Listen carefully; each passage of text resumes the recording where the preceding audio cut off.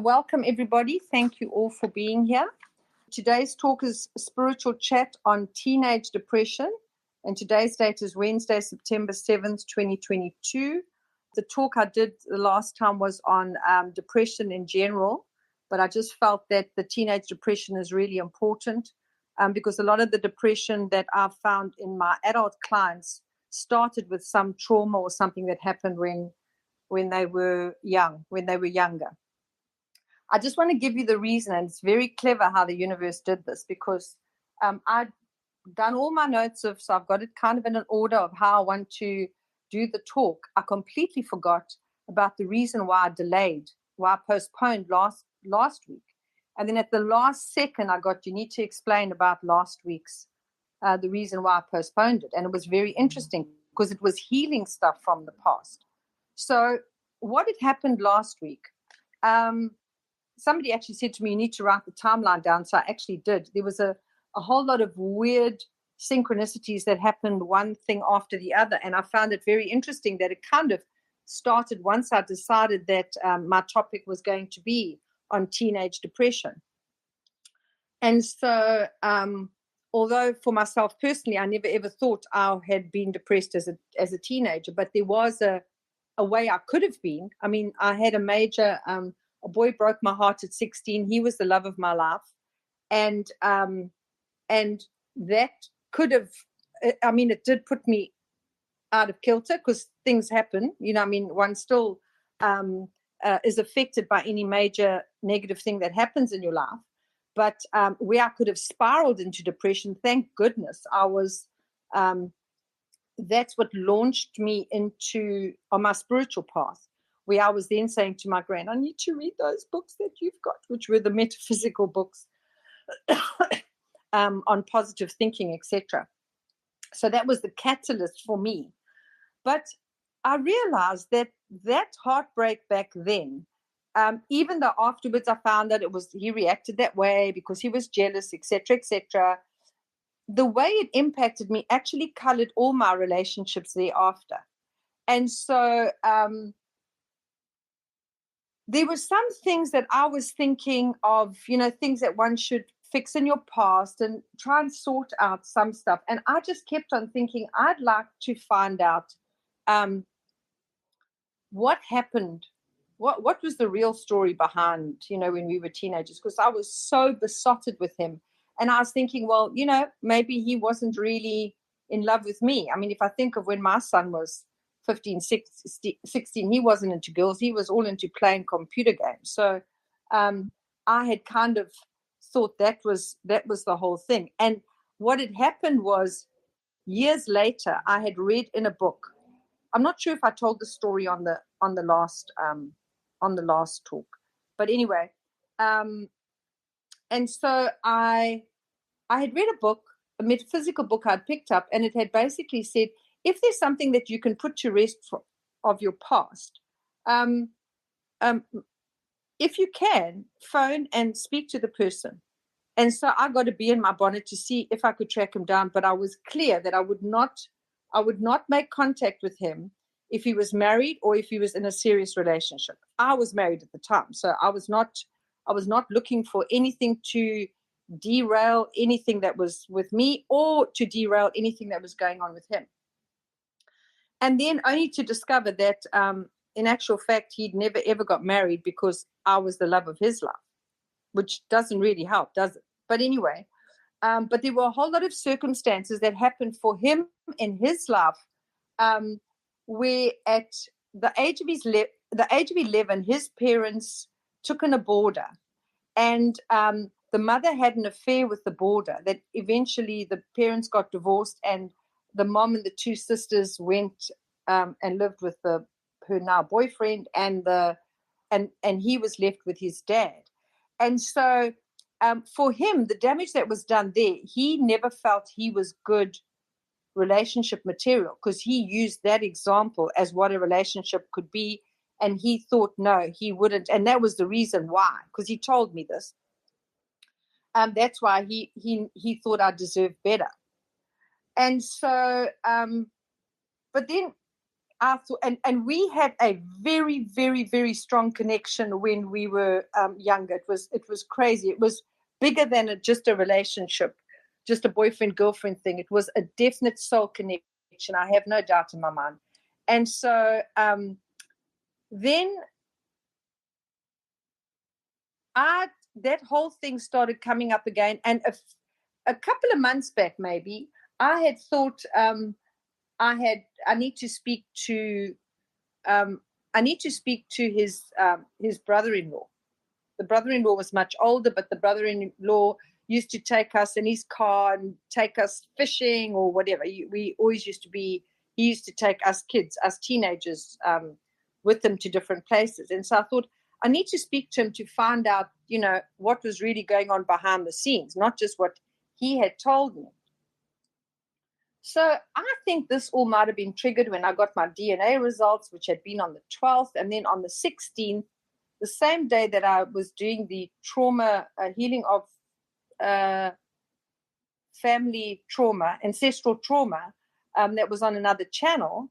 That morning, one of the close friends that we were, our clique, had sent, had reached out to me on Facebook saying he couldn't believe he'd actually found me.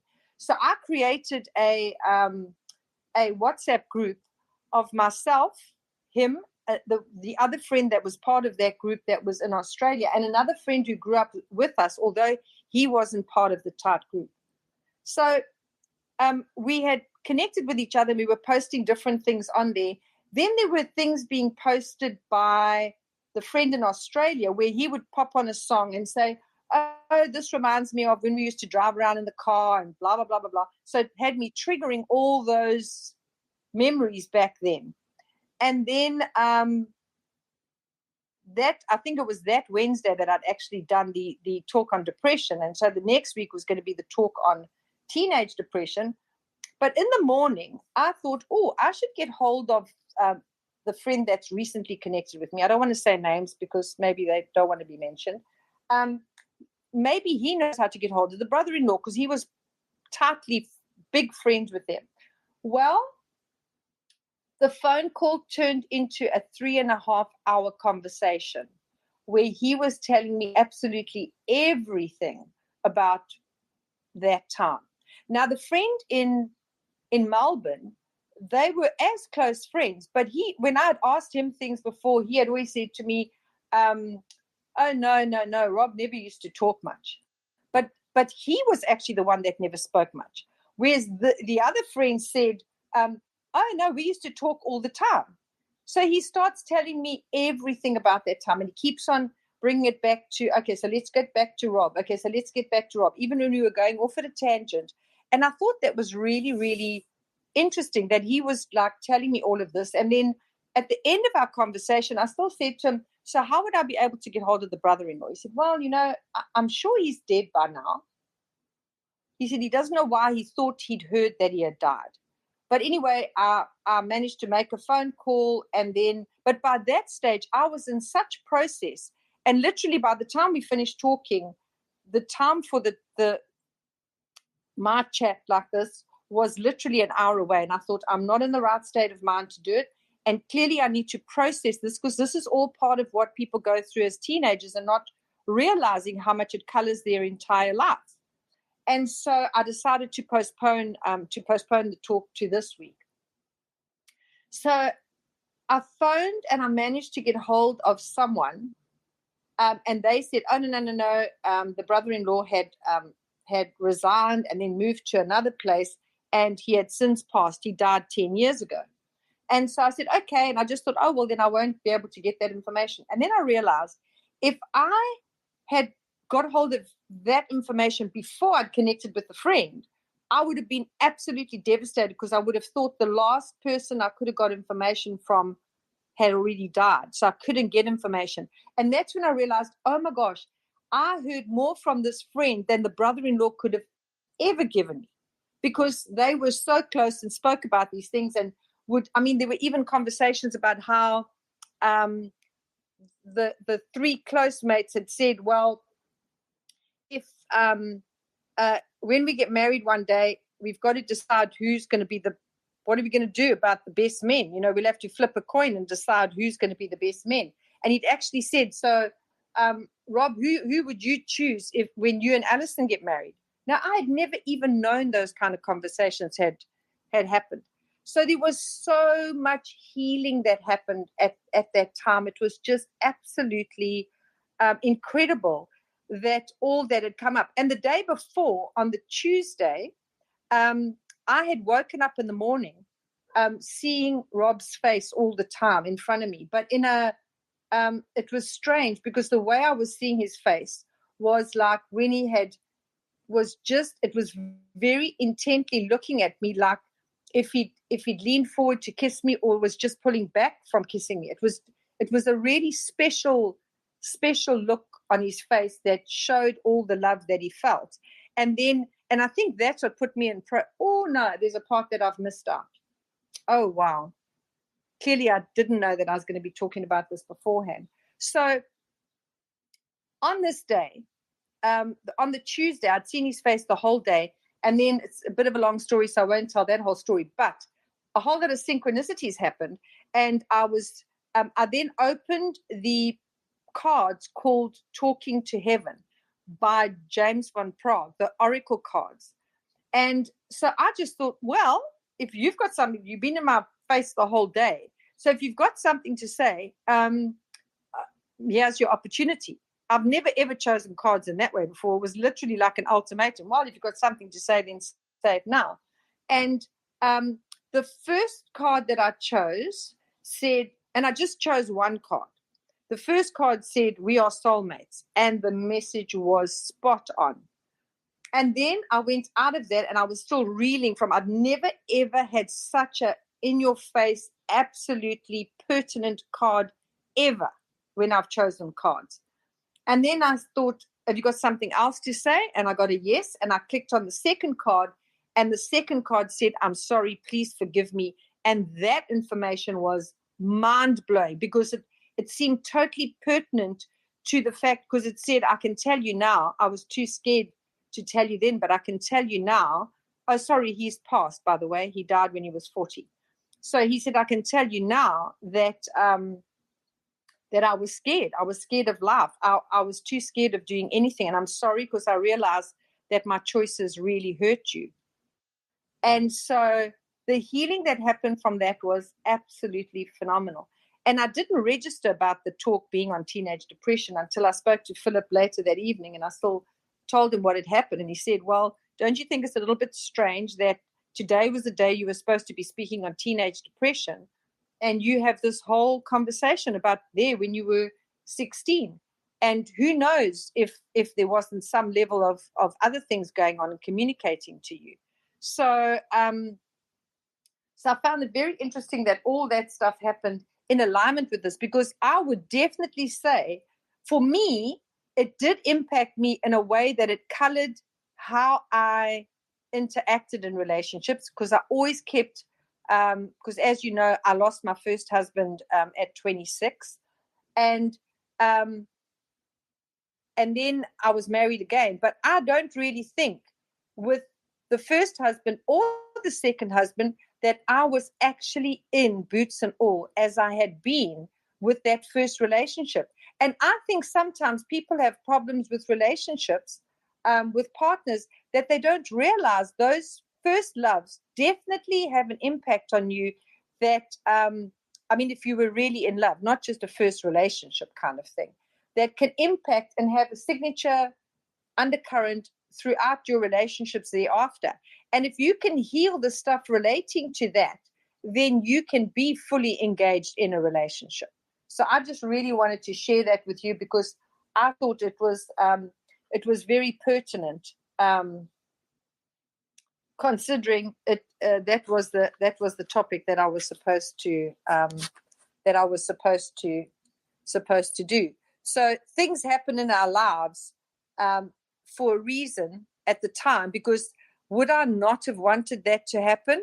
Hell yeah, because I could have really dealt without the pain of the breakup, etc. Even though we then got back together on and off for the next 4 years, it was a total dog show after that. But if he heard that anybody was interested in me, then he would be back on the scene. And I mean, other guys were interested and I was not interested. I was single-mindedly focused. He was the one. Until I realized, I think it was at 22, where I thought, this is a waste of time. I think I was 21. This is a waste of time. I need to get on with my life. And that's when, after that I'd got involved with my first husband, and then we got married. So, and then also the healing happens timelessly too. I didn't think that I was still carrying anything there, because having spoken to him when we were 39, and interesting that I connected with him in September when he was 39 years old, and he died the following year in the September. That was the other weird thing, was that last Friday was the 21st anniversary of his death. So the timing of it is just all a little synchronistic. Why it had to happen that way, I don't know. But as things are happening energetically on the planet, I presume certain things are happening to make way for others, or for others to receive healing through my story. I don't know. So obviously that story had to be part of the teenage depression, because I think some people, a lot of their depression problems as adults could come from rejection or unrequited love, or things that happened to them when they were teenagers. We have a hard time as teenagers. We don't understand things. People don't understand us. We're feeling things that nobody takes seriously. Our parents don't necessarily understand what we're going through, because they think we're kids. But if they thought back to when they were that age, they'd realize, actually, no, they're not kids. You literally have one foot in each world, one foot in the child world and one foot in the adult world. So it's really difficult to navigate, and that's why I feel it's really important to have a relationship where your child can speak to you, not necessarily where you bare your soul and speak about your issues of your adult relationships, because that's putting a bit too much responsibility on them. But it would really help for them to navigate what they're going through in their life. So now I'm going to start with the actual talk that I thought I was going to be speaking about today. Okay, so a spiritual chat on teenage depression. So most of my clients who suffered from depression as adults, I found that the root cause in some cases is from trauma that's in their childhood. They had difficulty coping with what life was throwing at them, perhaps struggling with anger, frustration, or a sense of hopelessness, and parents who never listened to them. Now, I was very lucky because I could speak to my gran about things, and if I didn't have those positive thinking books to read, I think it would have been a lot worse for me. So I'm really grateful that I had my grandmother there, and I had the metaphysics to explore in order to help me find balance again. So sometimes the parents are forcing them to choose careers that they're not happy in, where maybe the person wants to become an artist, but their dad was an accountant and their dad's dad was an accountant. So it is naturally followed that the daughter or the son also need to follow in their father or their mother's footsteps and follow the same career, but that may not be what their passion is. And I've had 45-year-olds that I've spoken to, and they still wish they'd done art, and now they're stuck because now they've got a family, they've got responsibilities, and they can't just change and now go off and do art. For some of them, at least, it's a kind of career that they could still maybe study in and do stuff. And then I say, well, why don't you still do the studies of that and then see if you can transition from the one thing to the other? Just try and find a way to find joy in your life, because they are really, really, really unhappy. When people are in a career that is unfulfilling, they are really miserable people, not because they want to be miserable, but because their life is not happy. They're not doing something that fulfills them. And then there's the other side of it, where let's say the mother wasn't a good dancer, but the daughter is really good at dancing or acting or whatever. But that may not be what the child's passion is. They may just like to dance. And then here you've got, I mean, you see it with these reality shows to do with these parents that push their kids that are beauty pageants and stuff. And so they could never do it, so they push their child into it, and the child absolutely hates every moment of it. That makes the child as miserable as hell, you know. So it's really important to know what your child likes, you know. So if you try and push them into doing things that are sports or a particular career when that's not what they want, that makes for very miserable children, and depression will definitely come from that. And then sometimes you have a dad, for example, who loves the outdoor stuff, loves cycling and surfing and doing challenging sports. But the child, who is more academic and a bookworm, hates doing those kind of activities because they're not built for that, okay? Their body is not built for that. They prefer other things, but worry that if they don't do those things with their dad, then the dad won't love them. So that's another big thing where they put pressure on themselves, where they shouldn't even have to do that in the first place. There should be a common ground found of what activity they can do together that both of them enjoy. And I know it's hard, but as parents, life is not all about you. Because you could be, if you're making them do what you want them to do, you're creating a very unhappy child that leads to a very unfulfilled adult, and so is never happy.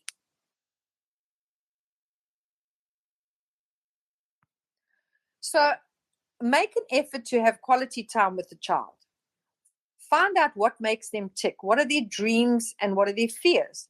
Many of their fears would be unfounded, and if you took the time to listen to what they had to say, you would be able to dispel them, because you'd be able to pick up if they're on a wrong tangent about something.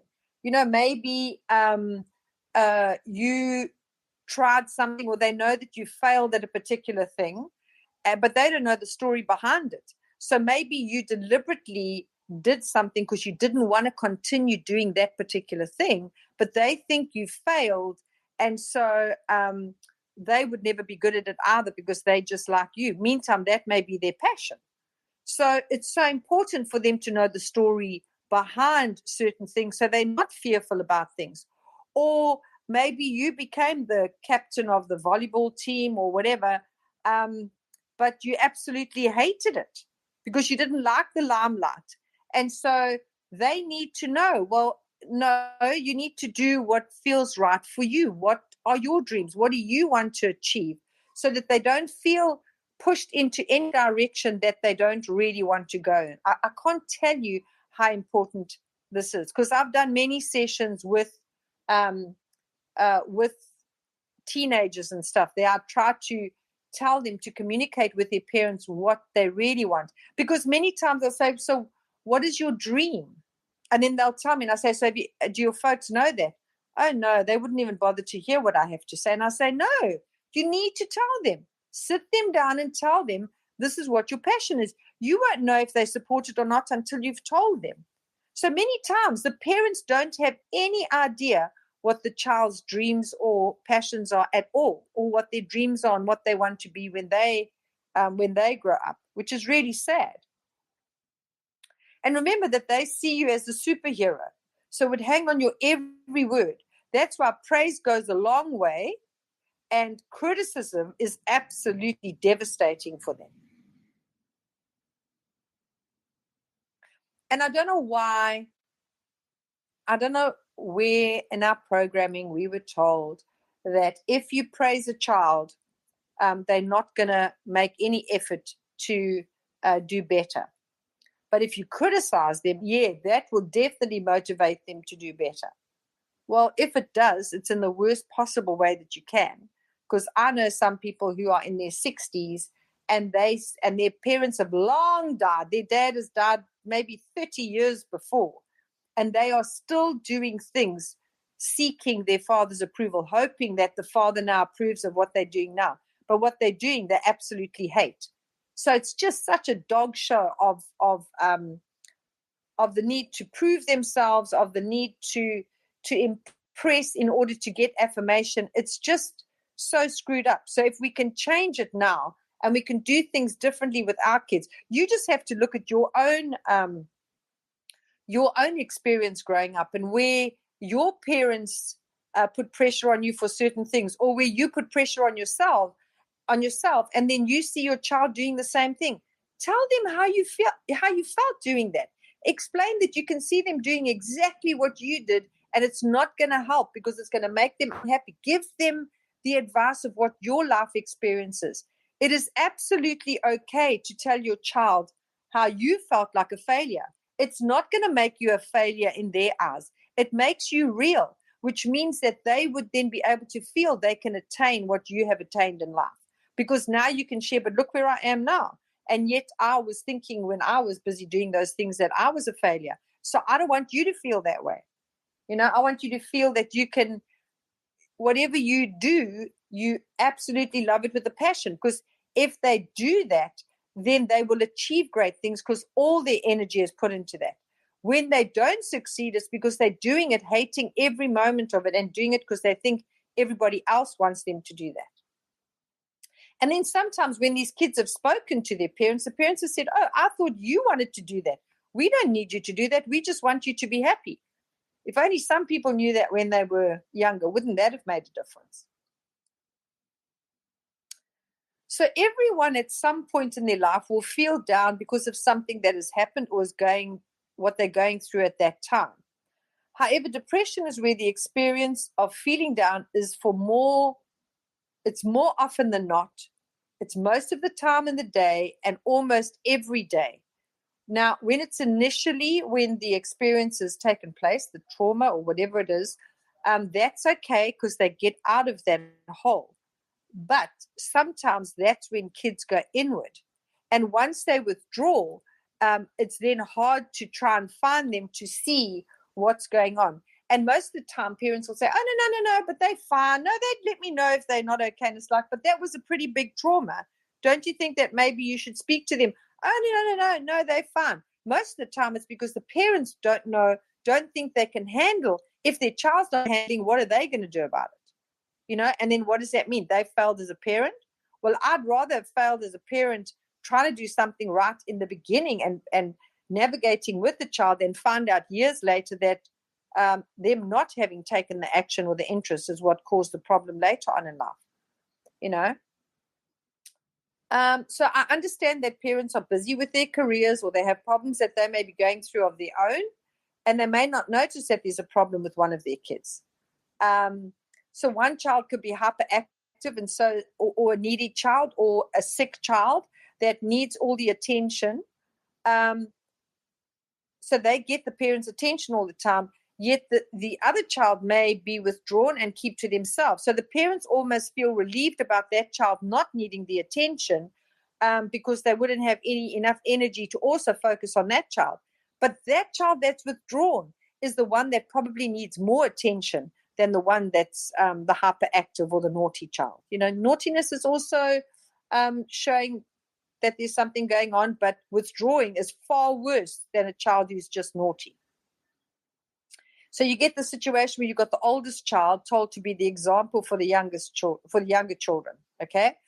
So they feel under pressure. They never feel they can just be themselves because they're always under pressure having to set an example or to be the older sibling. So they never get a chance just to be themselves, okay? You've got a middle child that is neither the oldest nor the youngest, so they never fussed over and kind of slipped through the cracks. That middle child syndrome is not a joke. It really is a major problem. And then you've got the youngest who gets away with everything because by that stage, your parents are tired of keeping the rules that they did with the older kids. So they let the youngest get away with everything, which doesn't really help if there's no structure for the younger child. So they don't always feel cared for if they're not paid any attention to, especially when they hear all the stories of all the fuss that was made over the older siblings, And so, and then they also become resentful of their siblings, which is crazy because they shouldn't, if they understood the bigger picture, then it would be a completely different story. That's why I think it's amazing that with some families, they will make sure that they still do, because these days people just sit in front of the TV. having TV dinners on their lap instead of sitting at the dining room table without any technology around them, no TVs on or whatever, and then sit and have conversations at the table, at the dinner table, or after dinner. And because you would be able to pick up in a scenario like that if something's going on, share what's going on. If they don't want to share, now everything's fine, or they're always making jokes, always trying to be upbeat, that's normally also trying to hide something, because it's not normal for someone to want to be funny or upbeat or the clown all the time. It's normally hiding insecurities and stuff that's going on underneath. So things to kind of pay attention to. Notice if they're doing any self-harm, if there's self-loathing, dislikes their look or their looks or their body, if they're withdrawing, antisocial, snappy, self-isolating, aggressive, if they have continual stomach aches, because some children hold their emotional tension in their stomach. I've dealt with quite a few, even young kids from 4 years old who were suffering from tummy ache all the time, been to the doctors, and they said, no, there's nothing wrong, can't find anything. And then thank goodness the mom decided to try this route and decided to bring the child to me. And the child was carrying all the tension of what was going on with the parents fighting and not being able to express herself, because the parents were so involved with all the stuff that was going on with them that they didn't have time for the child to express how she was feeling, And the other thing as well, she was clearly psychic, because she would tell me that if she sat near an animal, she could feel if the animal was in any pain. And she would take that on as well. And so, but never had the chance to tell her parents that. And so anything where a child's behavior is not normal and healthy, know that there's something going on. And it was so cute, because I saw that child right through. Every time she was in Durban and I was in Cape Town, so every time I traveled to Durban, she is a very clever girl. She's now in her 20s. But she would see her mom's email come up she would see an email from me.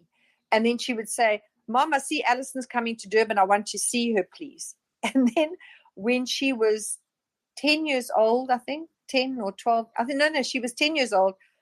She had seen that I was asking her mom for a testimonial for my website on how energy healing helps children. And she said to her mom she'd also like to write a testimonial. And so it was so cute when she typed up a testimonial and she sent it to me. Her mom also did a testimonial. And one of the things she says over and over again is, the great thing is that Allison always listens to you. So I knew that after I'd been to Allison, I would be able to manage whatever I was going through, because she would listen to me and tell me what I need to do. So that's out of the mouth of babes. And you think children don't know what's going on and they can't communicate it with you. They can communicate it very, very, very well. And sometimes just the sharing of the load of what they're feeling helps them. And also to tell them that what's going on with mommy and daddy is nothing to do with you. We love you. This is with us grown-ups having a problem. It's not, you are not the problem. So that's so important to also communicate with them. So I'm not sure regarding things like adoption. If I go according to my situation, where I was born to a teenage mom who was 17, and then back in the 60s, apparently the way it was done was the baby became a sibling and the grandparents became the parents. So I grew up until 19 with my mother as my sister and my grandmother as my mother, and then only found out at 19 what the story was. And that was the next big knock in my life, besides the 16-year-old thing. That was the next big knock that happened in my life. And then I was like, oh my gosh, my whole life has been a lie. This is every experience I've had with these people has all been a lie. I remember being at going to the municipal bars and hanging out there the whole weekend and looking around thinking the whole world is just carrying on as if nothing's happened. And yet my whole life has been shattered. But as I was thinking it through, I realized, no, hold on a second. They knew who I was. I just didn't know who they were as role players. And so the only difference is labels. Well, I'm not accepting the sister from hell as the mother, because we never ever had a good bond, and she was a big disruptor in my family. So it was like, no, I'm keeping my mother as my mother, and the siblings as niece and nephews, because that just suited me fine. And then I got my life kind of back on track relating to that. But it was interesting because a lot of the time they say with adoptions that you should tell the children that they should know from the beginning, etc. And but I know that sometimes that can also have the opposite effect, where I think of a child that my son went to school with, where that boy knew from the beginning that he was adopted, but he had huge issues about being adopted because he felt like he wasn't good enough for his parents. And so, and of course, wasn't mature enough to understand how these people couldn't have children and how much they loved him. And they really, really loved him like their own. I mean, they treated him amazingly, but he had such a chip on his shoulder because he was adopted. So in that case, would it have been better for him to have found out later? I don't know. In my case, I did an age regression years later. So this might have been, I don't know, about maybe 8 years ago. And it was a meditation that took you into an age regression. And it was interesting that I decided to do it on relationships. And so I went to my divorce, and then it went back to when my first husband died. And then it went back to the 16, the broken heart at 16. And then it went back to when I was younger, because apparently my mother had tried to tell me that she was my mother. And I just shut it down because it was just too much for me to handle. And I'd completely forgotten about that. I thought at 19, I'd never heard it before. But it turned out I remembered exactly where I was when she told me that Mom is your gran and I'm your mother. This person who was not even close remotely to me was now telling me she was my mother, and I took a mother as a very important role. So I just shut that whole thing down. So I don't know if that would have been the right thing to know earlier on for me, because would I have been so close to my gran, or would I have felt resentful? You know, it can go in all different directions. So I don't know what is the right thing to do in a situation like that. But I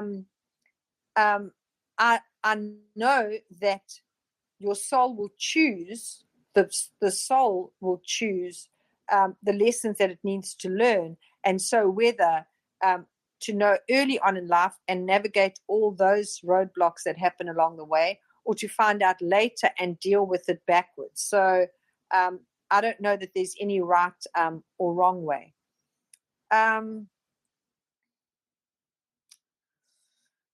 So this had just popped in, so I popped this in the middle of the notes. So one of the things I know for sure is that people that do drugs as teenagers, and I'm not talking about people that are just experimental with drugs. I mean the people that really do the drugs in a way to escape and to drown things out. And this is also with alcoholism.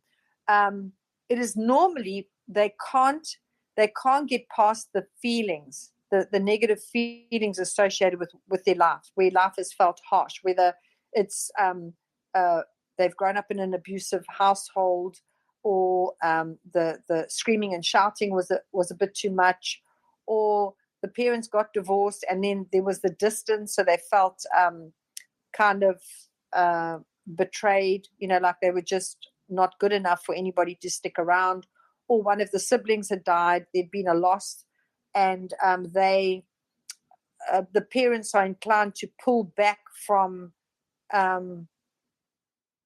they withdraw from the children that are left, not realizing that, now, not only have those children lost their sibling, they've now also lost their parents, because the parents have become emotionally distanced from the children because the parents don't know how to deal with their own grief. Meantime, the family should be dealing with the grief together. And some people think, oh, if we don't speak about that person, because that's also a problem. If a parent has died or a sibling has died, then everybody seems to think it's okay not to speak. There will be less pain if we don't speak about the person that died. In the meantime, they then feel an even greater loss because now they're losing connection with the person that's died. It would have been far healthier to be able to speak about them in a way that could make them feel close to that individual. So that's also really important. And so people are then inclined to want to numb that pain out, and that's what they do when they do drugs and they do alcohol. So and that's why would they need to have the one drink, and the minute they're coming out of it starting to sober up, reach for the next one, because they don't want to come out of that. So they will drink themselves into oblivion, and then it will become a pattern where they don't want any time when they are out of it. And the same with the drugs. And in actual fact, they probably have a sense of wanting to check out, but they don't have the guts to do it. In other words, they wish that they would be able to commit suicide because life is too difficult, but they don't have the guts to do it. So they find another way, which is to numb the feelings. If I can keep the feelings numb. And because even though they may be warned about, that you could, if you carry on messing with this level of drugs, you could end up dying of an overdose. For them, a part of them is just hoping that it happens accidentally, because they won't have to worry about this pain that they keep on pushing down.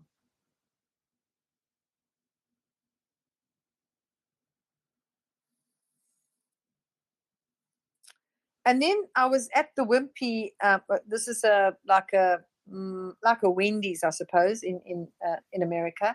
It's a breakfast place, a place that you can go for burgers or for breakfast. And I'd gone for breakfast there because I was in between two places that I needed to be. And I thought, let me just quickly pop in and have a breakfast.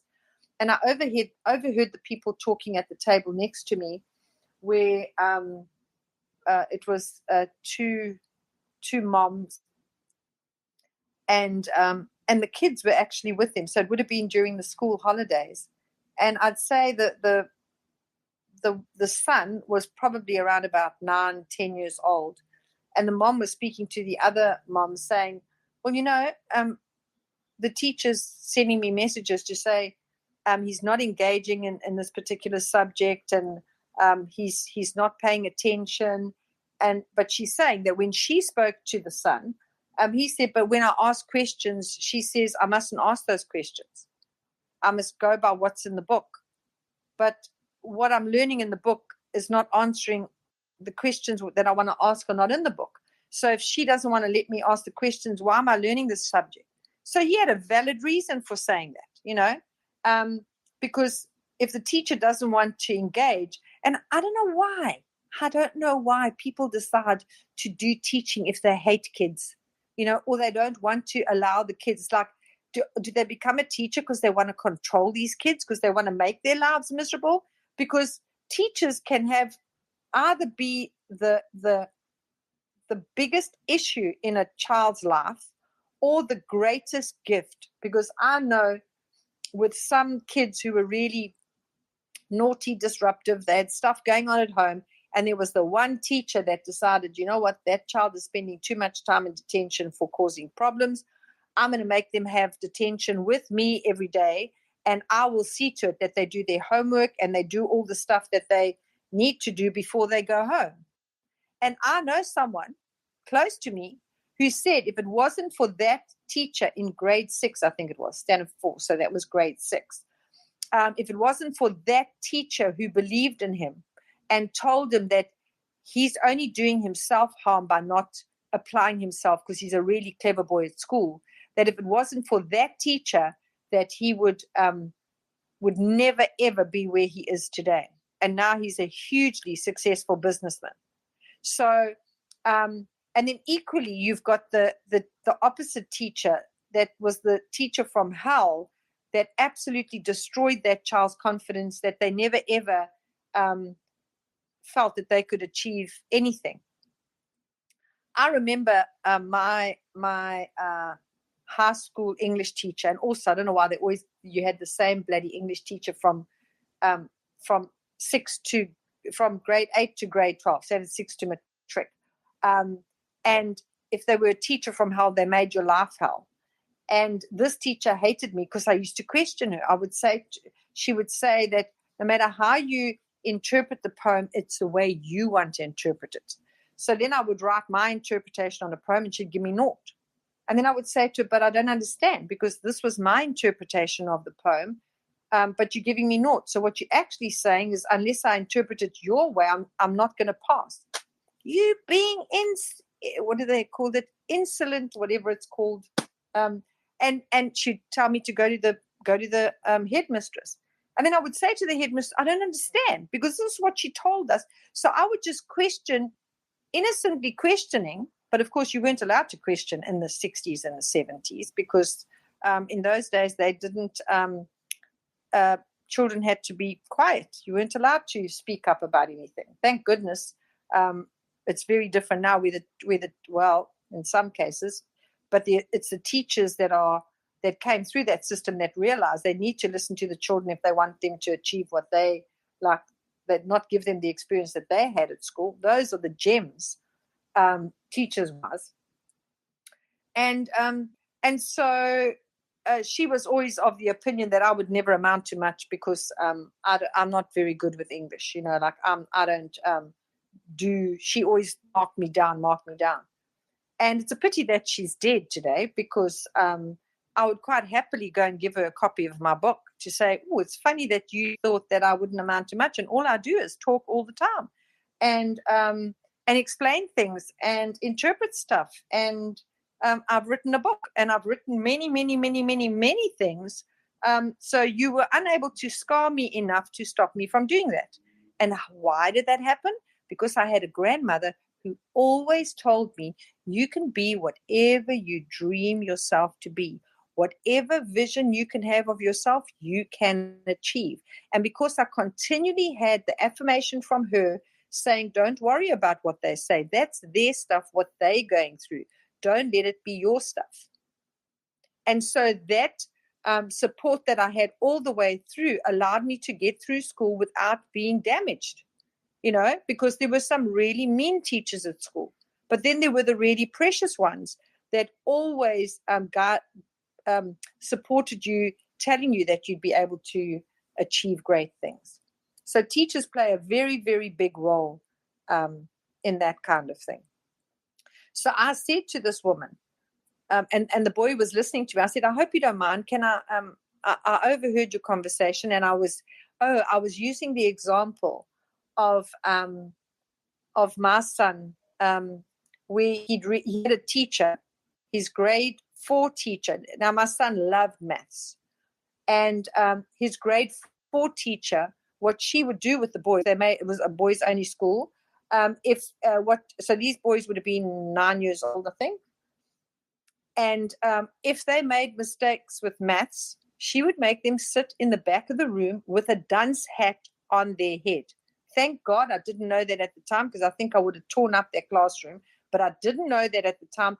I only found this out a couple of years later when he was he started having difficulty with maths from then on all the time. And then I found out what had happened with this class because I thought, I don't know what happened, that he suddenly had difficulty with maths when he was adding up he was always adding. He was just multiplying. He would exercise all the stuff. I ended up having to send him to extra maths, Kumon. I don't know if you guys get Kumon in the States, but I would take him to extra maths lesson, but not understand what went wrong until it all came out eventually. So he had difficulty the whole time. So he gets to grade 12. Now in South Africa, in order for you to get a university entrance pass in grade 12, you have to have maths on higher grade. So at the beginning of grade 12, I get a letter from the head of the maths department, saying to me, I need to come and see him because I need to sign a document saying that I agree to drop the maths to standard grade because he's having difficulty with his maths. So I went to the school and I said to the teacher, I'm not signing anything that is going to not give him the opportunity of getting he wants to study further. So I'm not going to be party to him not being able to achieve it, because if I sign that document, then he will always have the excuse that the reason why he couldn't do what he couldn't get to what he wanted to do was my fault because I signed this document. So let me tell you something. He can fail maths this year, and I don't care, because that will be his fault for not applying himself.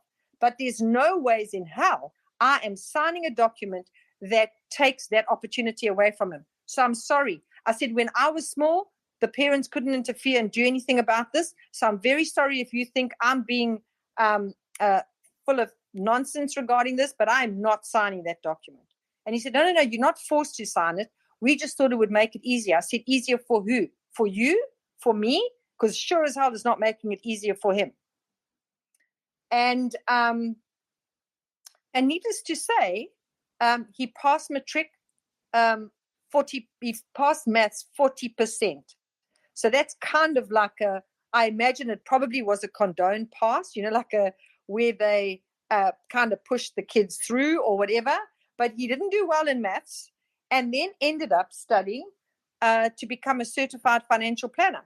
Everything he does today, he is a certified financial planner, and every single thing he does today is a calculation. Everything is a calculation.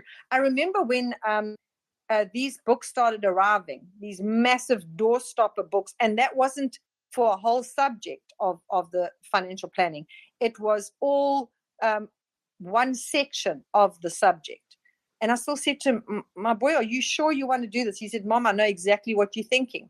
You're thinking this is all maths and calculation. He said, this is different. I've got over, I think her name was Mrs. Olive. I've got over her stuff. This is what I have a passion for, so I'm prepared to do it. And he then you can't become a CFP without getting distinctions and everything. Who would have thought? But something in me knew that if I signed on that paper, that I would destroy his opportunity for what he had to do in life. And I'm so grateful every day that I had the gumption to go against the school regarding that. So I told this mother the story, and I said, and I looked at the boy and I said, my boy, just do what you need to do in order for the teachers to be happy with you to pass. When you're an adult, when you're big, you can change the world. You can change the way they handle all this kind of stuff, because that's what I told my son, and he is very successful today. And he struggled at school because there were teachers that were mean teachers. So don't let a mean teacher get you down. They have a problem in their lives. You are not the problem. So I'm so glad I was able to share that information, to change that mother's life, first of all, because I said to her, Mom, there's so much I wish I could tell every person who stresses about their kids that no matter what they eat, they will survive. No matter what they eat when they're small, they'll eat everything when they're older. What struggles they have at school, when they find their passion, they will be able to ride that wave. So you don't have to stress about anything. Just love them. Show them that they're supported. They love that you hear them. Listen to what they have to say. So I think that's really the most important thing, because then you'll be able to pick up if there's anything going on. If you keep that thing open of talking to them, and at least that mom didn't turn around and say, you just have to do what the teacher said, otherwise you're going to be grounded, because that's most parents' reaction, instead of listening to what the child is saying and then challenging the teacher on that, Okay, so depression symptoms in children and teens. So common signs and symptoms of depression in children and teenagers are similar to those of adults, but there can be some differences. So in younger children, symptoms of depression may include sadness, irritability, clinginess, worry, aches and pains, refusing to go to school, or being overweight.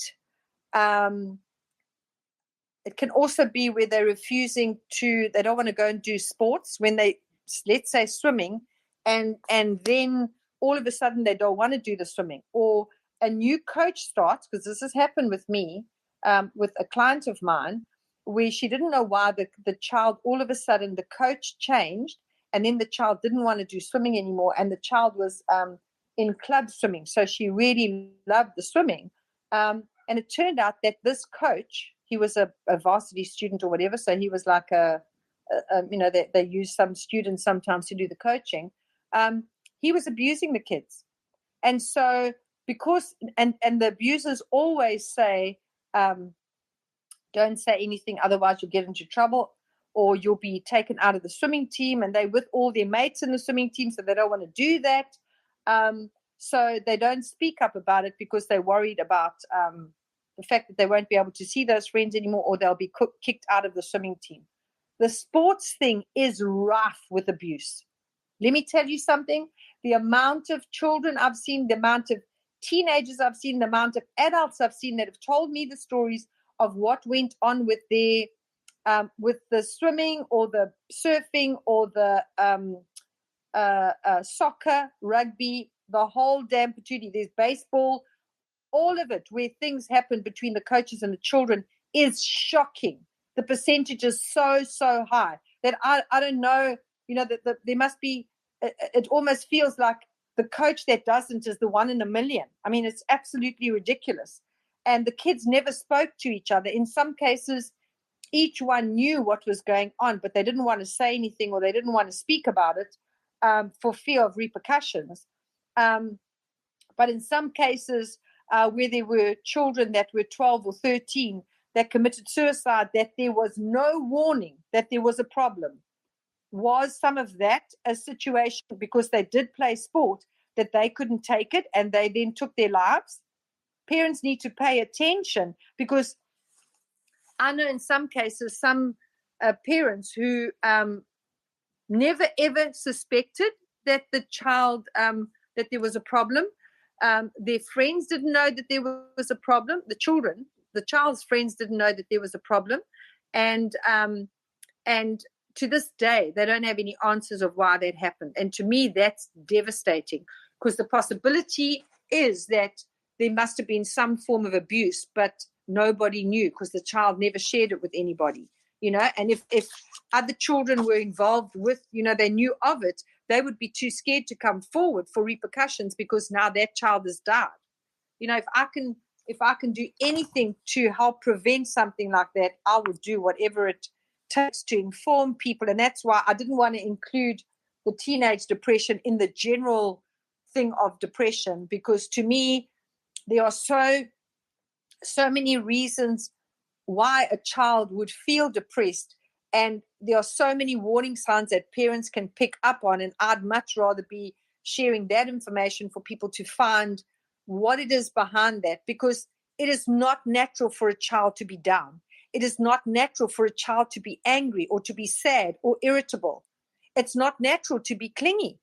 What makes them feel that separation anxiety? Why do they feel they want to hold on to their parent? It is so important. Why would a child be overweight? Because very often a child, male or female, if they carry extra weight, it's normally protection from their environment.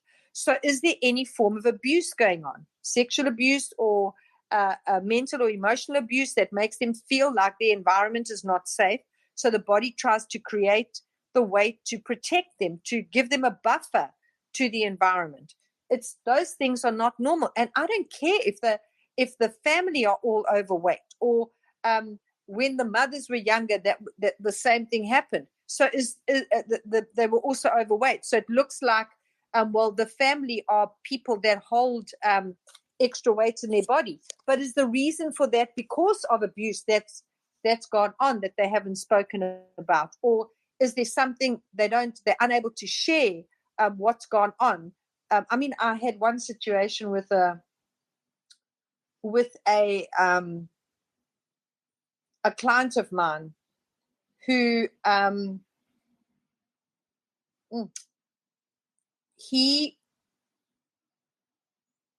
so the story goes, his daughter and the maternal grandfather were extremely close. And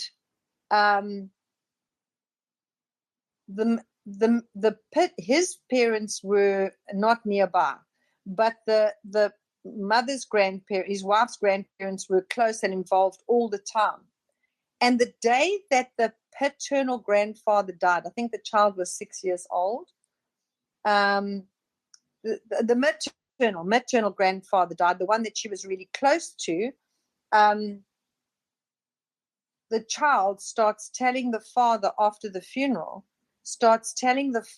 about what happens with grandpa and starts explaining sexual abuse. So he is absolutely shattered that it could possibly be when they were so close, they were inseparable. How was that even possible? And then, thank God, he said to her, "Who are you talking about? Are you talking about so-and-so or so-and-so?" And she said, "No, it's the paternal grandfather." So I think the maternal grandfather, knowing the information once he was on the other side, impressed on her to tell her father what was going on. I have no doubt in my mind about that. And I'm so proud of this guy because he went and challenged his father. And the mother's reaction was, "Oh, please, man, don't make a big fuss of it. She'll get over it. We all went through that when we were kids." I mean, seriously, that's what his mother said to him, that it was okay? Well, once again, he turned around and he said he decided to take up on it. His father was registered as a pedophile and has to say where he is at any time. He's not allowed to be anywhere near any children. He was speaking to his brother about it when it all came out, and it turns out that the brother had moved to the other side of the world because the brother had witnessed something that he didn't know how to cope with, and he had been in therapy for years. I think an older brother. So it turned out in that family that although nothing had happened with his own children, interestingly enough, he didn't do anything to his own children, but he did it to others. And so I just thought to myself, oh my God, how many times do people not want to make waves? So they will not report it even though they know what's going on. And then in the same week, I heard of another story where there was the two daughters used to go to the grandparents to be babysat at certain times when and the cousin, another cousin was in grade 12, but these girls were, I think, 5. These children were 5 and 6 years old, and the cousin used to be at the grandparents' house. I don't know if they lived with the grandparents. I'm not sure what the story was, but he was there. And so the one day, the parents are lying on the bed and they're watching TV, and the two daughters are lying between the parents. And the next thing, the one daughter turns over and starts touching the father intimately. So he looks at his wife. He doesn't know how to react. And he said, why are you doing that? And she said, but don't you like it? And he said, well, I don't know why you're doing that, because that's not what you should be doing. Who do you do that with? And then the whole story came out that it was to do with this cousin, the child's cousin, okay? So anyway, this boy was the head of the cricket team. He was the head of the rugby team, captain. He was expected to be the ducks of the school, which is, I don't know what you call them, cum laude or whatever. Well, that's when I say you call them, I'm meaning in the States. And he was great. He was the star pupil at the school. He was the main guy to do with everything of the school. Everybody looked up to him. So the father went, and the father of the girl went and spoke up about it. And everybody was, but you can't do anything about this now. I mean, that would ruin his whole career and ruin. And he said, and it doesn't matter. He's ruined my child's life. And it's okay that he's now affected her in a way that'll last her for the rest of her life. I'm as a father, must be okay with that. Sorry for you. He reported him. Needless to say, the boy got a record for it. He was charged with molestation, the whole bang shoot. That would be on his record for the rest of his life. So if that was a good indicator, because the father still said, if I allow my nephew to get away with this, he is going to do this to other children where I am unable to do anything about it. The buck stops here. I'm not allowing anybody to get away with this. I don't care. He should have thought about the repercussions when he did the action in the first place. So in 2 weeks, I heard of 2 dads who decided to stand up, because I know not every time are the parents unaware of what's going on. They just don't want to rock the boat or allow other people to hear about it. But it is far more damaging for the child to make it sound like it was their fault, because they start thinking it's their fault instead of finding out that it was the adult's fault or the older person's fault. That was not something that should have been done to them. So that was really great. So hopefully there's more and more of that kind of stuff happening where people are still held accountable. And then so always pay attention if that kind of stuff's going on, as far as where they refusing to go to school or refusing to go to sport. What's going on? Why all of a sudden is that happening? Is something going on with a teacher at school, with an older child at school, that things are happening? But it can also be where there's bullying going on, or teachers are being mean to them or being inappropriate. So always follow through. Find out what the underlying cause is, and you're the parent. You are meant to be the first protector of the child. So if you need to do something about it and capsize the school, I don't care what it does to your family or what it does. You shouldn't care, should I say. As an adult, you shouldn't care how it affects the family, the community, or whatever, because I'm telling you now, you probably find if you stand up to that thing, other kids' stories will come out the woodwork that will show. It'll make them brave enough to come forward and maybe tell their parents, so that information can come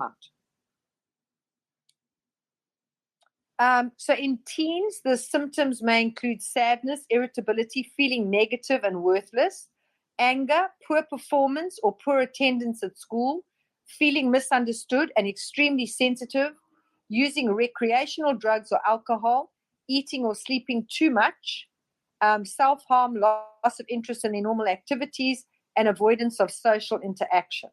So that's some of the things that can be affecting them. So very often it can be a negative situation at home, like stress with the parents, peer pressure, pressure regarding grades, effective medication, or anesthetic or sports injuries. And that can also include medication, what they give for ADD and ADHD. I remember when Oprah had a show, and my son was ADD, and so he was hyperactive, and he had difficulty at school with focusing and concentrating. But I remember at a crucial time when they were trying to really push us to put him on Ritalin, I watched a program on Oprah where they were interviewing a boy. I think he was he had then been 28, and he had been on Ritalin, and how apparently Ritalin works very much like cocaine. So because apparently you can still be functional. And this boy said that he doesn't have much memory in school when he was on Ritalin. So he did school, he was calm during school, but he had it was like as if they were like blackouts. He didn't have memories of being in school and all that kind of stuff. So it seemed like while he was on the Ritalin, he was blacked out. He didn't, even though he was functioning. So when he went off the Ritalin, when he finished school, he sought for the same thing, and he ended up doing cocaine and then managed to get himself off the cocaine.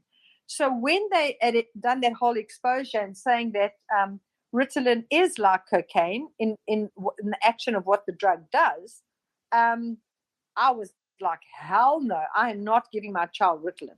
The school can battle all they like, but I managed to find an Ayurvedic syrup that I was able to give him that helped him to focus on.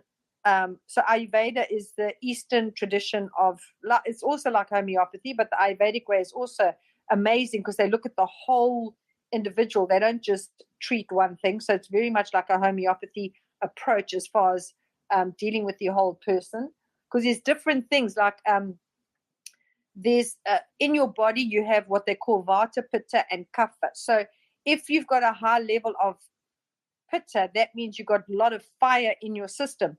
So to give something more that would activate more fire, that would be the hyperactivity. So you got to give something that would calm the fire. So so that syrup was able to help for him to concentrate at school, but it never ever numbed him out. It was never ever a drug. And so some of those things can lead to far-reaching stuff afterwards, where they start trying drugs because they already know what their body already knows what drugs are. So if they try a drug for someone else who's never taken anything, they could still think, nah, I don't like this, but their body may think, oh yeah, this is more of what I already know, and can create a problem in itself.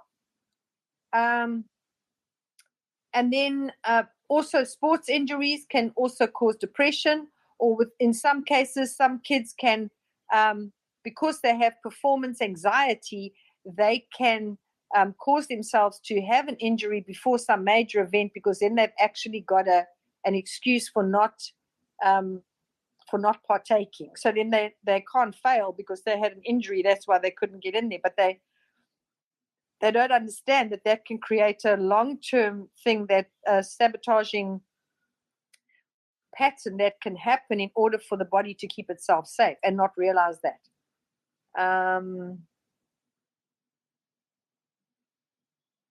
And then another thing that can cause a problem, if your child is a bully, or your child is being bullied, know that it's not normal for a child to be a bully. They are being bullied. Okay, so there's some situation where they feel out of control at home, and they feel the need to take it out on, they can't take it out on their bullies or the person that's responsible for their issues. So what they're going to end up doing is they're going to take it out on a weaker subject, okay, a weaker target. And so it's not natural for a person to be a bully, or they're trying to bring attention to someone else being bad, or look how stupid they are, because they don't want to be seen in that way. So just pay attention when someone is a bully. So if your child is being accused of being a bully, take note of what is going on with that child, that they feel out of control and they need to lash out to others. What's going on in the home, or is he being abused or she being abused by someone, and the only way they can do is lash out to others. So pay attention when there is negative behavior and a bully is involved, whether it's your child or the other child. Try and find what's behind that. And then children are inclined to take too much personal responsibility for what's going on in their lives, thinking that it's their fault. And in this day and age where the parents are caught up with their work, where you get very few stay-at-home moms because they're trying to make ends meet, the jobs are demanding, so the parents end up short-tempered at home with their families. Tell the children what's going on. Like, there's a lot of pressure at work. You don't have to give them what the details are. And just ask them to be patient, because you're under pressure at work, and that's why you're being grumpy. Because the minute the child knows, they no longer take it personally. And then they also don't need to try and attract negative attention, because at least they're getting some attention from you. And then they know that your behavior is not caused by them, and they are not the reason for your bad behavior. The same thing happens when parents get divorced and the children think that they were the cause of the divorce. And I promise you, I will speak to adults who are in their 30s, 40s, 50s, 60s. They still believe that they must have had something to do with their parents' divorce. And I try and show them, when your parents got divorced and they married other people, were they happy with those other people? Yes, they were. Was your home life more peaceful when you were with the individual parents? Yes, it was. Yes, I was happier. So I said, so don't you think it was better for the parents to be apart than to have been together? And because they were just never given that perspective, they never realized it. They just always held what was their original impression. And also what goes with that, they were not good enough or valued enough for their parent to stay. And that creates a whole can of worms in itself.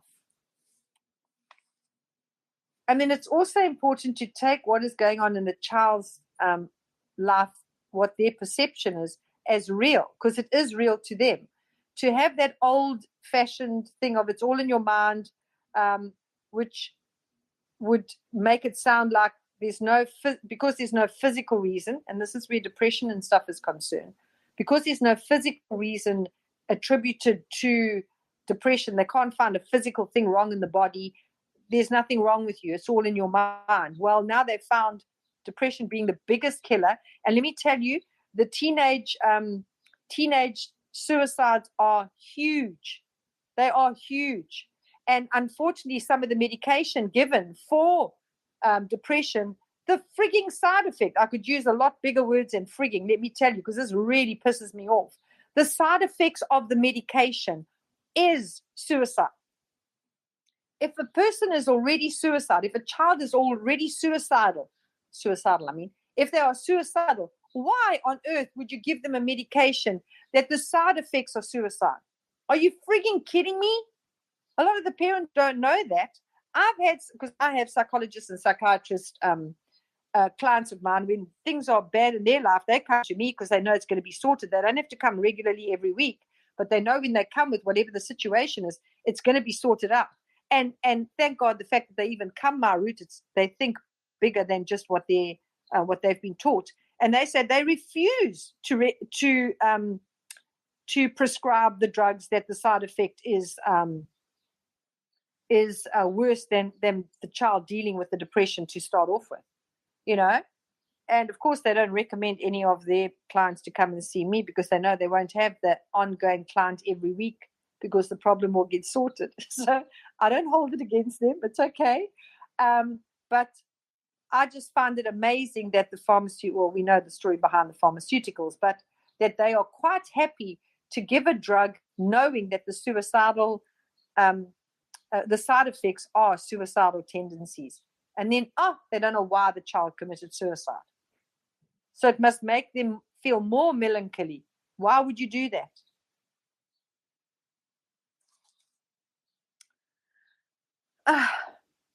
So also know that two people's response to the same situation can be completely different depending on what their past experience is. So I've said before in previous talks, two people looking at the same sunset. For the one person, it may have been with a happy memory when their baby was born, or, and for another one, it could have been when their mother died and they see the same amazing sunset. So for the two people, it's completely different reactions to the same stimuli. So even though that's just anybody just looking at it would see it looks like a beautiful scenery, but for those individuals, it's a completely different experience. So one not understanding that would look at the one that's looking all glum and upset and not understand, why would you be like that? It's such a beautiful scenery. But their association with that same vista is a negative one, not a positive one. And so in the same way, you need to pay attention to what's going on with the child, because very often the effects of the phase that they're going through is carried forward for the rest of their lives. So never before has teenage depression and teenage suicide being so prevalent in our society, or depression and suicide being so prevalent in society at large. Maybe the reason for adult depression is caused by the experiences in their childhood years that had never been addressed or understood. And very often, there was never even a conversation about it, because there was never, the environment was never created in order for a conversation to happen. And that's also really sad. And listen to what a child has to say. They can articulate how they're feeling pretty well if you would just give them a chance to speak without correcting them with what they're saying. So if they're saying, well, I'm not happy because you're shouting all the time, don't go saying, oh, I don't shout all the time. The reason why I shout is because you make me mad. That's not helping. Okay. So you need to hear what they've got to say, listen to everything that they have to say, because remember, it's what they're feeling. So you may speak to the other sibling, and that child is not having the same,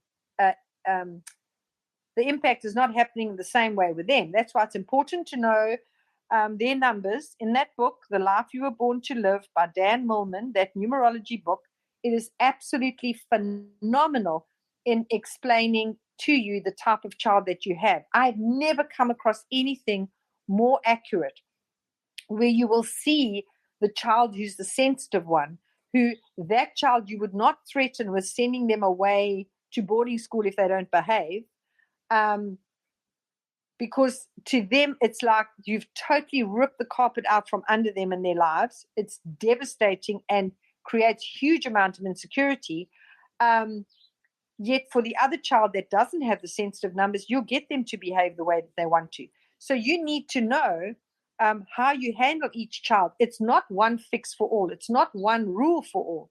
You need to know what to do it and how to do it to get the best out of the child and to get them to toe the line with the way that you want them to behave. How to get their cooperation, not just rules. We all bucked rules. We hated rules. So we need to find a way of, when we deal with our children, to give them the boundaries and the parameters in a way that they will be happy to do the things that you need them to do for their own good and for yours, by explaining to them without giving them the whole story. If there's a whole rough story behind why you need them to behave the way that they do. You know, you don't have to say, I was raped 50 times, so I really need you to behave so that you're not raped 50 times. That's not the way you would handle a situation like that. But you would kind of let them know that I'm worried about you going out and I don't know where you are, because I just feel in the world, the way life is right now, we need to just make sure that you're safe all the time and you're always with people that I know that you're safe with. That's a far better story to give than to give the guts and the gore, because that will freak the child out and it doesn't help anybody in that kind of situation.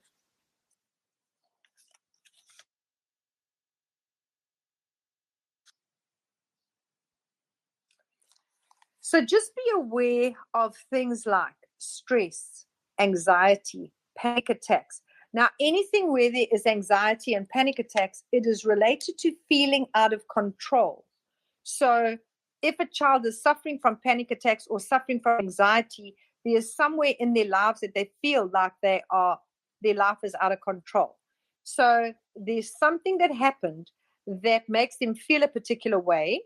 And then if any other situation comes up that looks similar to their subconscious mind, it will kick in and react as if the same negative situation that happened before is about to happen again. So the subconscious mind thinks it's protecting the child, because it's trying to get them out of the situation and trying to show them that's the same as that. So we need to get out of here, except the child doesn't know how to understand that. So whenever I'm dealing with a child that suffers from anxiety or panic attacks, I always say, if the child is old enough to answer, like a teenager, I can normally get the information out of them. Otherwise, I ask the parents. The very first time they had a panic attack or they started suffering from anxiety, what happened in their life before that? When was the first time that happened? Or if it's a child that can answer themselves, I will say, when was the first time this happened? Can you remember the first time? And normally they can go there instantaneously.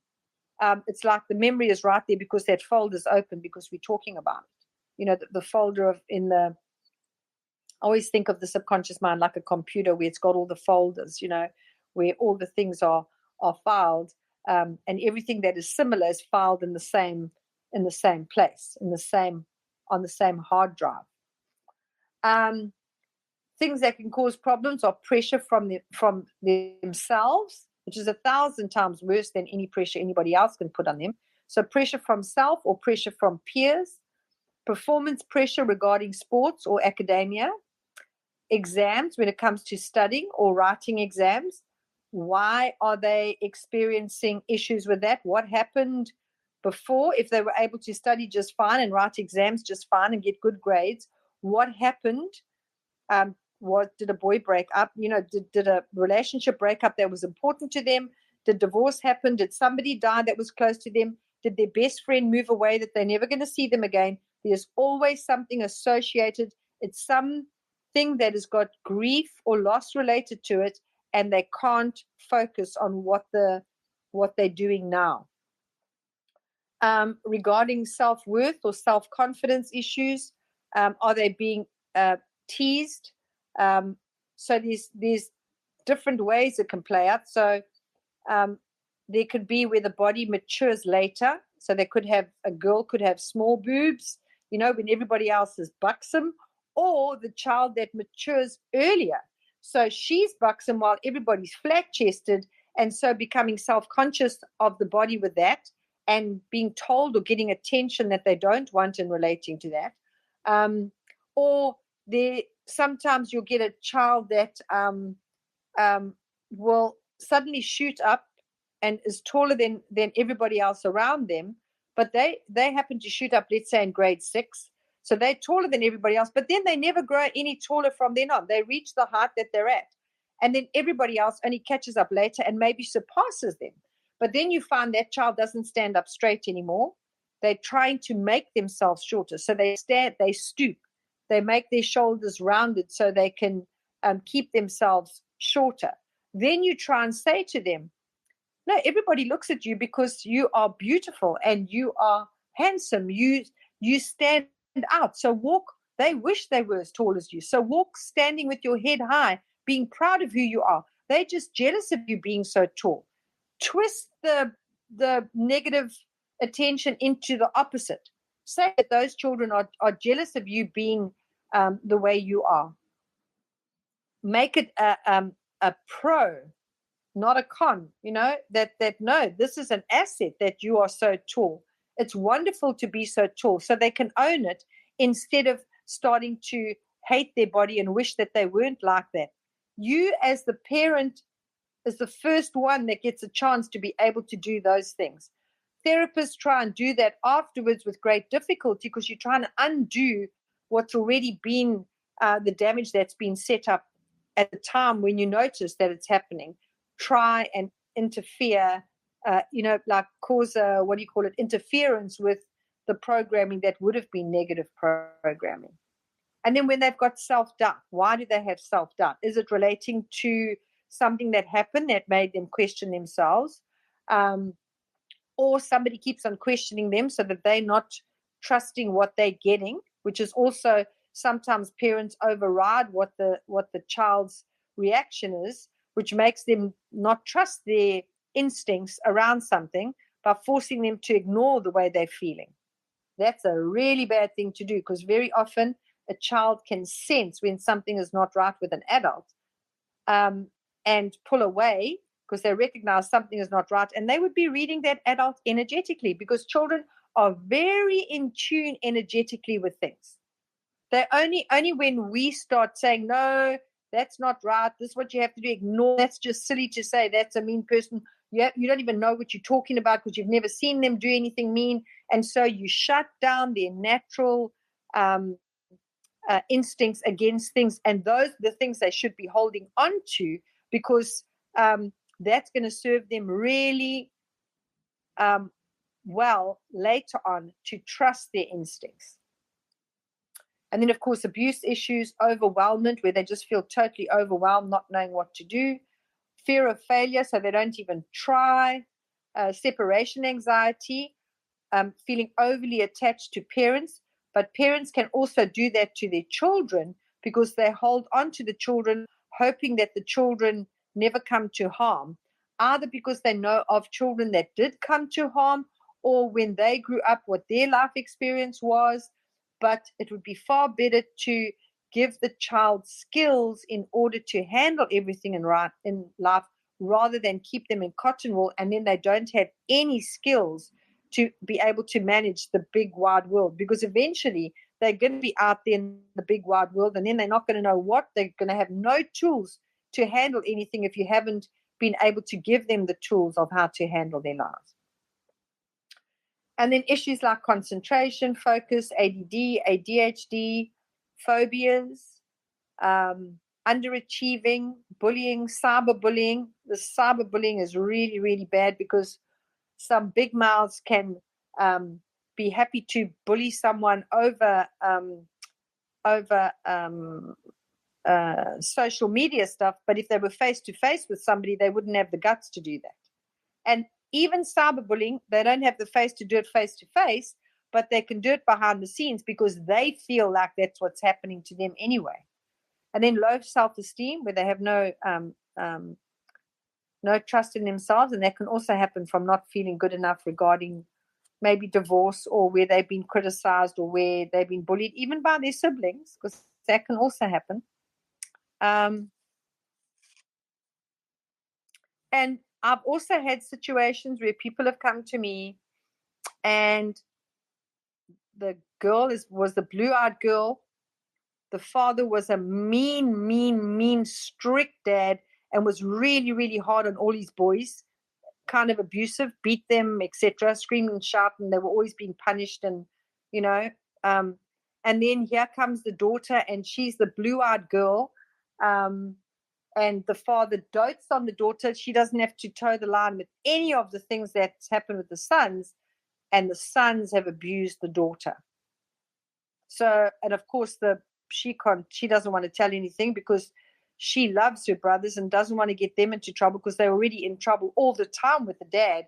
So she gets caught between a rock and a hard place. So not always is it outside the family either. So you got to also pay attention to how the younger children are treated by the older children, or how the younger children react to the older children. So that's something you also need to keep in mind.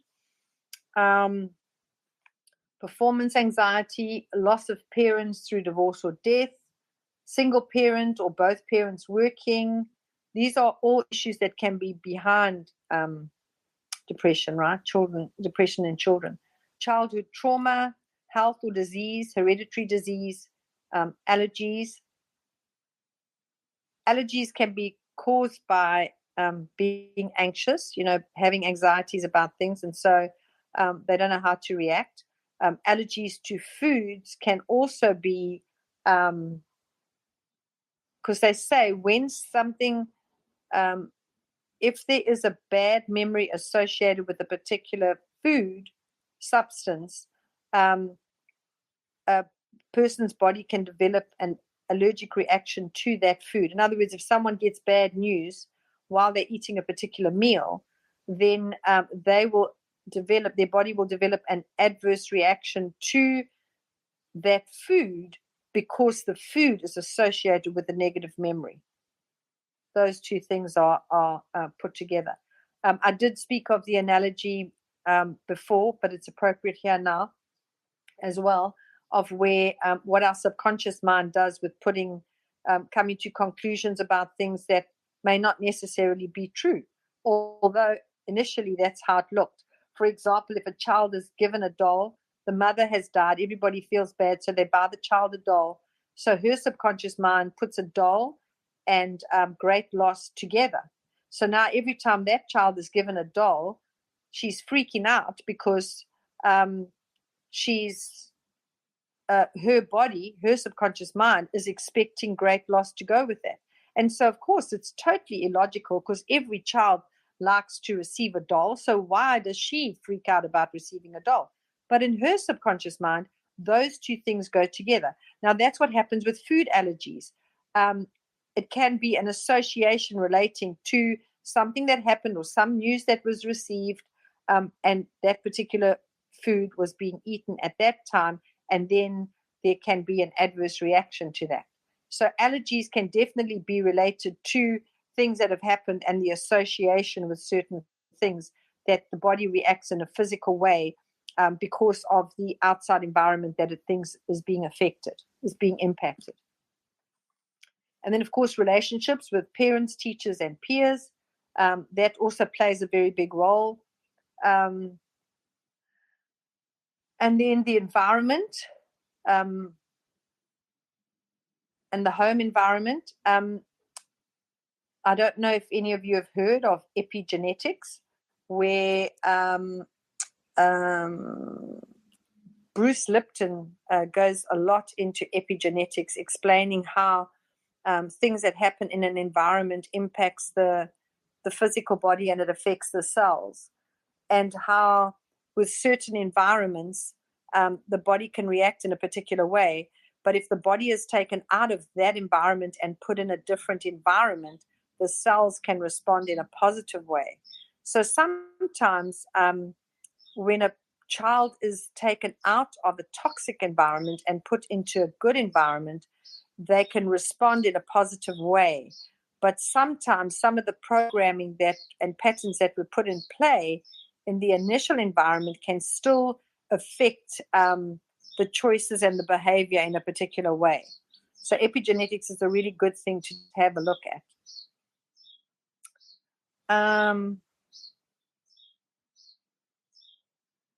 Okay, I said about not if they don't want to go to school or swimming or soccer training. Why? What's changed? Is there a problem with the coach? Has there been a change with the coach? And I've dealt with many kids to do with that kind of thing, where they haven't managed well when there's been a change of teacher, because the one teacher, I remember when I was in grade 9, I was from grade 8 to grade 12, I smashed maths. I always got top marks for maths. Maths was my thing. But the teacher that I had was the same teacher all the way through, except for 2 terms when she was on maternity leave. And this teacher just fed me. She knew that she had to keep me busy all the time because I was just so hungry for more problems to solve with the maths. She just had me way more advanced than what the class was. And then if anybody was questioning anything in class, she would say, Allison, why don't you just go and help so-and-so? And so I would then go and help the child that was struggling. But in those 2 terms that she was away, that teacher was a real help. And she didn't like me because she didn't like the fact, I don't know if she didn't like the fact that I was so good with the maths. I don't know what the story was. It was in grade 9. I almost failed maths in those 2 terms. So I know definitely it has something to do with the teacher. A teacher can definitely impact a child one way or another. And so I remember a story with my son where, because he's always been a strong personality. I suppose that's what the AD kids are as well. So I'd been told you want to break, you don't want to break the spirit when you try to get them to behave. You want to. It's a fine line between breaking the will and breaking the spirit. And so I remember, I think he was in grade 9, and this his teacher for economics was a man who had been in corporate world, had done the whole corporate thing, was so stressed out in his work, he decided to leave the corporate world and become a teacher of economics at school. And so he was at my son's school. He was an amazing teacher. And there was a real connection between him and my son. And then the one day, my son comes home and he says to me, Mom, I got in trouble with Mr. Johnson today. So I said, what did you do? He said, well, I made him mad. So he picked up my book and he threw it out the window. So they were on the first floor. So he said he threw it out the window. So he said, so I went and took something from his desk and I threw it out the window. Because why did he throw it? That wasn't okay for him to do that, Mom. He just made me as mad as he was. And I was like, Oh my God, Clinton, what did Mr. Johnson do? He told me, come, we're going for a walk. And he took me to the cafeteria and he bought me a Coke. We went to fetch the books and then we sat down and we spoke about it. And he told me exactly why he did it, what I'd done that made him so mad. And he apologized to me and he made me apologize to him. So it's all sorted, Mom. He's not going to report it or do anything further.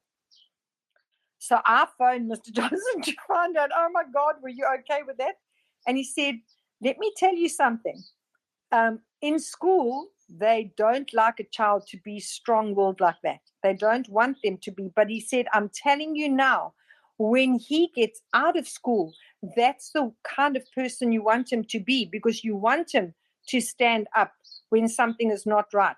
When he feels he's not being treated correctly, you want him to stand up for those kind of things, for principles, etc. And in school, they kill that, but know that he's going to be okay in the big wide world. And I was not going to break his spirit, but I wanted to explain to him why I behave in that way, so that he would know that when something like that happened, there was reasoning behind it. So he didn't just react. He would try and find out what was the story behind it. So that teacher had a big impact in my son's life with what was going on, because it made him then look at the other teachers that were really mean teachers, and also the teachers that, oh my gosh, they would tell stories. The one teacher would tell stories of that he used to climb on the wing of an airplane when it was flying and be able to stand on the wing when it was flying. He told the boys such bullshit stories that the kids were like, Mom, does he really think and these are high school kids, does he really think we believe the story? And now he wants us to believe when he's telling us real stories, when he's telling us real stuff to do with schoolwork.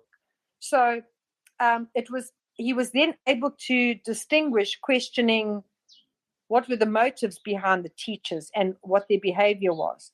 So there are teachers that can really destroy a child, and then there are the teachers that, thank God, the children look up to and focus on what that teacher brought into their life rather than what the negatives are. So it's a good idea to get to know what teachers are. And if the teacher is destructive, we pay big school fees these days. So get the teacher changed. Let the child go to another class. Don't allow that kind of thing to happen like had to happen when we were at school.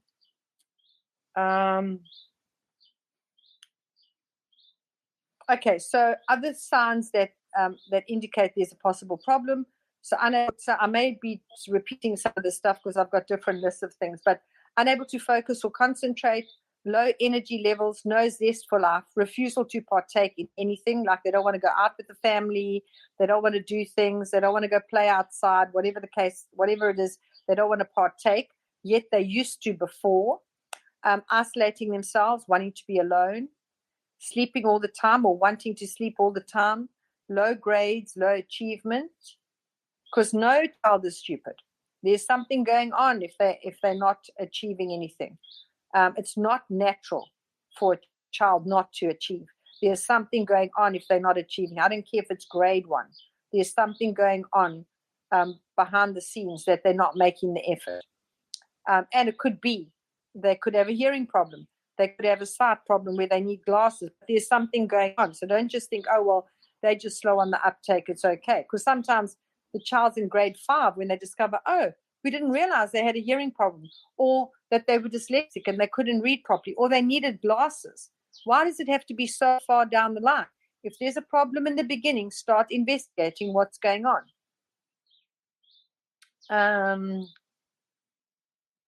And then hurting themselves or hurting others, and then bullying others. And that's hurting others. It's quite okay to just go into the bathroom as an excuse for something, then you're seeing them naked and say, oh, I'm so sorry, I didn't realize you were in here, or something, but you're able to see that they look okay. There's no harm. This is if they are if they're withdrawn, to make sure that there's no self-harm. If they're wearing warm clothes when the weather is cool, when the weather is hot, why would they be doing that?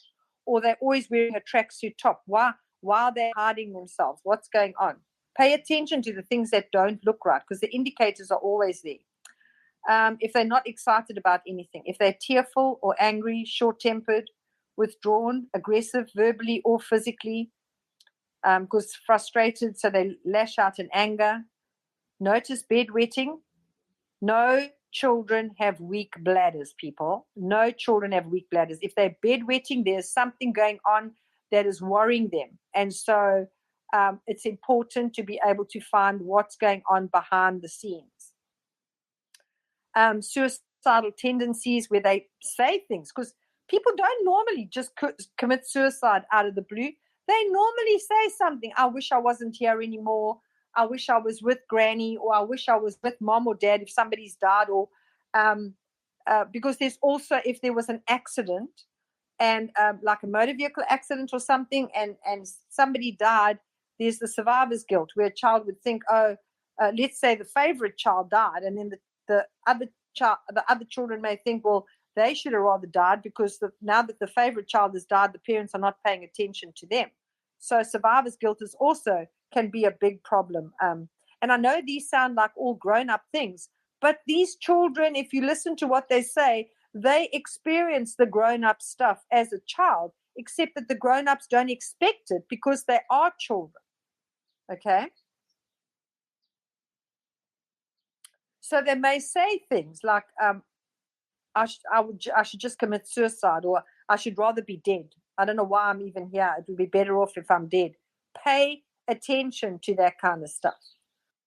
Try and do it without the need of a therapist, because you could make a difference if you understood. And I know as a parent, you don't know that you can speak to your child in that way, that you don't know that they would be able to explain to you exactly how they're feeling, what's going on, what's happening with what. They will be able to articulate it extremely well, because they are far more intelligent than you give them credit for. And then this other story is also really close to my heart. So this boy was 17 years old. He hadn't been at my son's school all the time. He had only started at a particular grade. I don't know which grade it was. But he was now, when the mother found out that we were in the same area, it was a far away from where the school was. We started doing a lift club where she would take the boys to school in the morning, because she worked a full day and I was doing this work. So I would then go and fetch them in the afternoon, because it didn't matter. I would just work my sessions around that time. So I'd make sure I'd have the afternoon free when it was time to go pick up the boys. And so we used to talk a hind leg. This boy used to talk a hind leg off a donkey. He was always friendly and chatty. So it was really amazing. Although him and my son never really connected, because they had different groups of friends. But I actually think it's because of what he was going through that he was withdrawn, that he never made the effort to be friends. So then, so his mom spoke to me the one day saying, because she kind of knew what I did, because I think the one day he was at my place, or he had asked me what I do, and I told him what I did. And so he was speaking to his mom. He said, do you know what work Allison does, Mom? She does this and this and this and this, and she's got these color bottles, because this is Orosoma. She's got color bottles in a therapy room, and then she helps counsel and, helps people overcome stuff. And kind of gave her a brief overview. So she phoned me the next day, and she said to me, Dylan said you do all this kind of stuff. Just explain to me exactly what you do. And so I told her. So she said, I wonder if you'd be able to help him. So I said, wow, what's going on? Well, she said, I'm really worried about him because he's lost of appetite. He's withdrawing. He's sleeping all the time. He doesn't socialize, but he's always been a social person. And I really think he's suffering from teenage depression. And I'm really, really worried about him, because it's just getting worse and worse and worse and worse. So I said, what's going on? And so she told me at 14, he had a girlfriend, and they were very, very close. And the group of friends had gone ice skating, And the parents had gone down in 2 cars, taking the group of friends with them. So on the way back, the girlfriend and Dylan were not in the same car, okay? And so the car that the girlfriend was in an accident, and the car was hit where she was sitting, so she was killed outright. Now, what happened after that was the group of friends that were so close, obviously they'd gone to the funeral, and he had kept all the memorabilia of her, and the picture that was on the wall was the photograph on the funeral notice. You know, the hymn sheet where there's the photo of her is what he had on his wall as part of the memorabilia. And what also used to happen is that each year, the girl's mother would get all the friends together on the anniversary of the death, and they'd all be looking at photos and videos of her. Now, what that would have done would have kept the death alive, the memory of the loss. It was keeping it active. And obviously, this boy was not coping at all. And whenever the mother had tried to hide the stuff from Dylan when he wasn't at school, when he was wasn't at home, he would freak out to such an extent that she would have to give it back to him. And of course, this would have all kept him in the grief. So I said to her, look, I can help with it. I've got a technique that would help be able to release the grief from the energy system. And I'll be able to explain certain things to him and shift his perspective on why things happen as they do, kind of explain, that when you hear music, that's meant to make you feel, that she's there with you. And I really, like I would have done with an adult, because he was 17, I gave him all the information to help him deal with the grief and stuff. So it was about 2 weeks after the session, Dylan's mom called me to say that there'd been a complete change in him, and that he had put all the memorabilia away of his own accord. He had met a girl late in 2003, which was their matric year, their grade 12 year, whom he got engaged to in March 2011 and married in 2012. And so he had also given me, he gave me a testimonial in 2011. He says that everything changed because he became happier and more outgoing and started to enjoy life again. He said he felt like a huge weight was taken off his shoulders. So I know that energy healing is extremely powerful for also shifting grief and loss, etc. I don't know anything that is more potent in being able to make a instant shift in what's going on with the person, where they're able to let go of some of the loss so that they can move on in life. Because we're not meant to, if we didn't die with the person, we are meant to still carry on with our life. So it's important for siblings to know that, for parents to know that, or children to know if something happened and their parent died and they still lived, that they were meant to continue with life. And it's so important to look for grief counseling, and preferably if there's something that can be done about it as well, because I also come across many people who the kids have been going to psychologists and psychiatrists and taking medication and stuff. And if a child has got suicidal tendency to start off with, I wouldn't say don't give them the medication to calm them down. Don't give them the medication. The side effect is suicidal tendencies. But there are times where the medication may work just for a short period of time to get them over the hump. But that's not how it should stay, because each time it's going to have to get stronger and stronger and stronger. That opens the door for drug dependency, which is also a really bad thing. That also happens with sports injuries. And the children are given strong drugs in order to relieve pain, because they still want them, and they also want to still partake in whatever the sports events are, because maybe they're at the top of their game in high school, and there's so much pressure on them to achieve for the team, etc. But that could also create drug dependency, because the type of painkillers they're given is not natural for the body to have, especially when these are developing bodies. The body's not fully developed until the child's 25. So to have all those kind of things, one's got to really look at a bigger picture. Is the person's life worth the risks that you are taking with it at the time?